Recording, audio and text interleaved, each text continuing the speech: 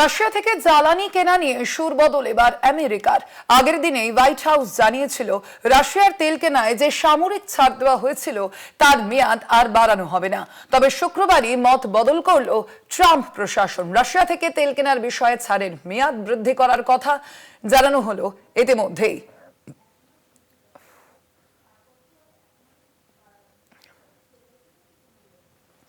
রাশিয়ার তেল কেনায় যে সামরিক ছাড় দেওয়া হয়েছিল তার মেয়াদ আর বাড়ানো হবে না বলে আগে জানানো হয়েছিল যদিও আমেরিকার তরফ থেকে। তবে সেই ক্ষেত্রে একেবারে মন বদল করলো ট্রাম্প প্রশাসন।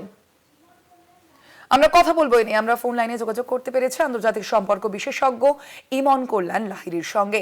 ইমন কল্যাণ বাবু, আপনাকে স্বাগত জানাই কলকাতা টিভিতে। ইমন কল্যাণ বাবু, আমরা যেমনটা দেখতে পাচ্ছি এবার রাশিয়া থেকে জ্বালানি কেনা নিয়ে রীতিমতো ইউটার্ন দিল আমেরিকা। আগের যে বক্তব্য তাদের তরফ থেকে জানানো হয়েছিল যে রাশিয়ার থেকে তেল কেনায় সাময়িক যে ছাড় দেওয়া হয়েছিল তার দেওয়া হবে না।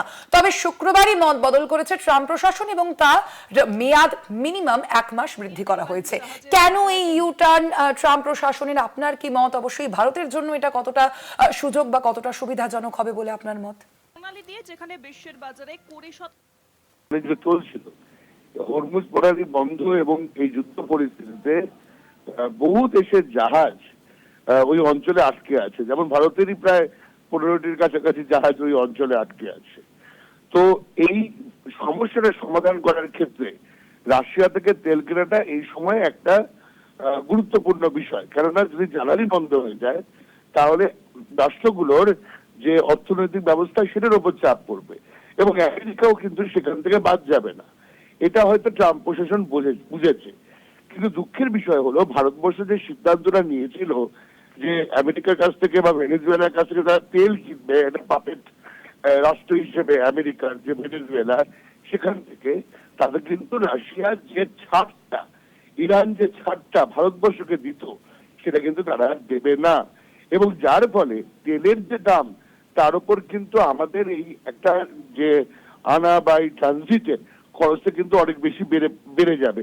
আগে ইরান যেমন কিছু তেল দিয়ে দিত অন ক্রেডিট ভারতবর্ষকে, তেল বিক্রি করার পর টাকা দিতে পারতাম আমরা, সেই জায়গাটায় কিন্তু আর ভারতবর্ষ থাকছে না। সুতরাং এই 1 মাস ছাড় দিলেও সার্বিকভাবে কিন্তু যে তেলের যে দাম বা যে সাপ্লাই তার উপর চাপ কিন্তু পড়বে। সুতরাং ট্রাম্পের যে নীতি সেটা খুব সাময়িক নীতি এবং খুব হঠকারী সিদ্ধান্তের যে দিচ্ছেন ট্রাম্প, সেখানে কিন্তু প্রভোকেশন দেওয়া হচ্ছে, সেই প্রভোকেশনে কিন্তু ভারত সহ বিভিন্ন দেশ পা দিয়ে দিচ্ছে। ধন্যবাদ আপনাকে। আমরা কথা বলছিলাম, আমাদের সঙ্গে ফোন লাইনে ছিলেন আন্তর্জাতিক সম্পর্ক বিশেষজ্ঞ ইমন কল্যাণ লাহিড়ী।